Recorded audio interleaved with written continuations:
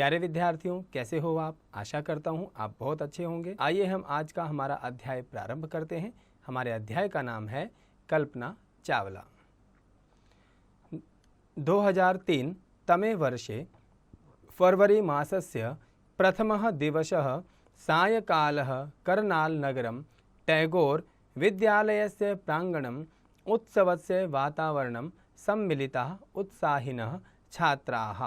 अर्थात 2003 में फरवरी मास के प्रथम दिन अर्थात 1 फरवरी को सायंकाल के समय करनाल शहर में टैगोर विद्यालय के अंदर उसके प्रांगण में उत्सवस्य वातावरणं सम्मिलिताः उत्साहिनः छात्राः अर्थात उत्सव के वातावरण में सम्मिलित छात्र।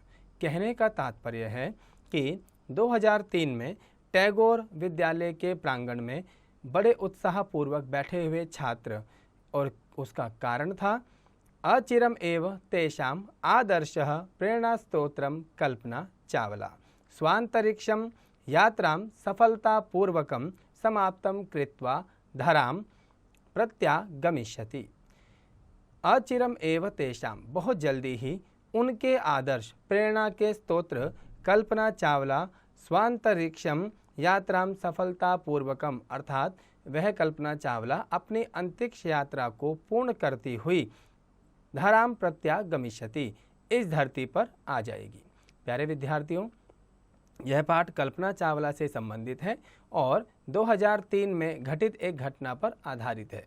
2003 में कल्पना चावला भारत की पहली अंतरिक्ष महिला यात्री जिन्होंने अंतरिक्ष में अपनी यात्रा को सफलतापूर्वक संपन्न किया था और अब वह पृथ्वी की ओर आ रही है और दूरदर्शनम तस्याः यात्रायाः अंतिम चरणस्य विवरणं प्रसारयति। दूरदर्शन उस समय उनकी अंतिम यात्रा का प्रसारण कर रहा था।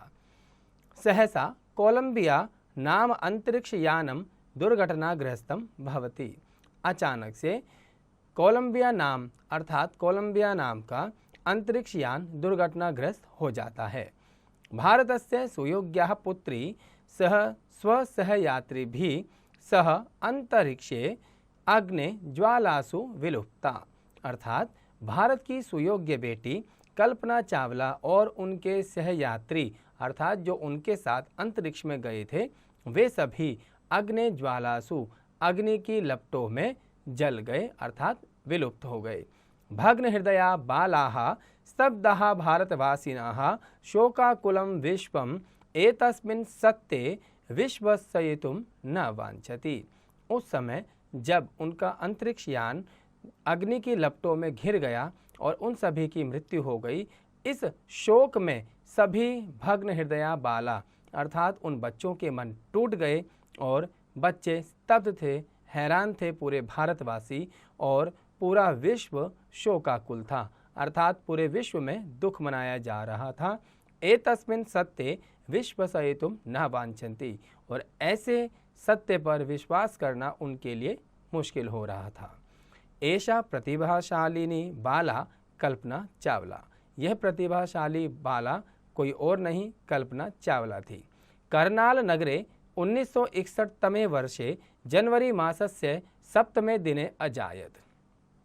कल्पना चावला का जन्म 1961 में जनवरी सप्तमे दिने अर्थात 7 जनवरी को उनका जन्म हुआ था। टैगोर बाल निकेतन नाम विद्यालये सा प्रारंभिकी शिक्षाम आपनोत। टैगोर विद्यालय नामक विद्यालय में उसने अपनी प्रारंभिक शिक्षा प्राप्त की थी। सा पंजाब विश्वविद्यालयस्य प्रथमा महिला वैमानिक अभियंत्री आसीत्। वह पंजाब विश्वविद्यालय की पहली वैमानिक अभियंत्री थी। अमेरिका देशस्य कोलोरेडो विश्वविद्यालये शोधकार्यं कृत्वा सा एमफिल इति उपाधिम् आलभत। उन्होंने अमेरिका देश के कोलोरेडो विश्वविद्यालय से शोध कार्य करके एमफिल इस उपाधि को प्राप्त किया था। बाल्यकालात् एव गृहा नक्षत्राणि इत्यादि ताम आकर्षयन्ति स्म। बचपन से ही उनको गृह नक्षत्र आकर्षित करते थे। अहम अंतरिक्षम यात्रिणी भविष्यामि। मैं अंतरिक्ष यात्री होऊंगी इति तस्याः परम अभिलाषा आसीत्। ऐसी उनकी परम अभिलाषा थी। स्वयोग्यतया अध्ययनवशेन च स्वस्वप्नं साकारं कर्तुं सा सततम् अयतत, सफलता च अभवत। कहते हैं कि स्वयोग्यतया, अपनी योग्यता के आधार पर और निरंतर अपने सपने को जिंदा रखकर अपना निरंतर प्रयत्न करते हुए उन्होंने अपने सपने को साकार किया।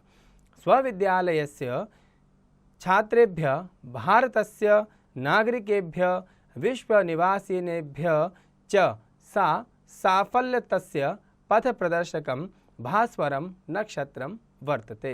ये कहते हैं कि अपने विद्यालय के छात्रों के लिए, भारत के नागरिकों के लिए और विश्व के निवासियों के लिए वह सफलता के पथ प्रदर्शक के रूप में एक नक्षत्र अर्थात तारे के रूप में चमकता हुआ सितारा थी। अर्थात वह भारत के छात्रों के लिए, भारत के नागरिकों के लिए और विश्व के नागरिकों के लिए चमकता हुआ सितारा थी। प्यारे विद्यार्थियों, इस पाठ के माध्यम से हमने सीखा कि कल्पना चावला जैसी एक गांव में छोटे से शहर से, छोटे से विद्यालय से और दुनिया के सबसे बड़े विज्ञान प्रयोगशाला तक अपना सफ़र तय करती है, तो हम भी अगर अपने सपनों को जिंदा रखें, अपने कार्य के प्रति लग्नशील रहें, तो हम अपने लक्ष्य की प्राप्ति को प्राप्त कर सकते हैं। मैं आशा करता हूं कि आप सभी अपने लक्ष्य के प्रति लग्नशील रहेंगे और उम्मीद करता हूं कि यह पाठ आपको समझ आया होगा। आप भी अपने स्तर पर इसका हिंदी अनुवाद अवश्य कीजिएगा।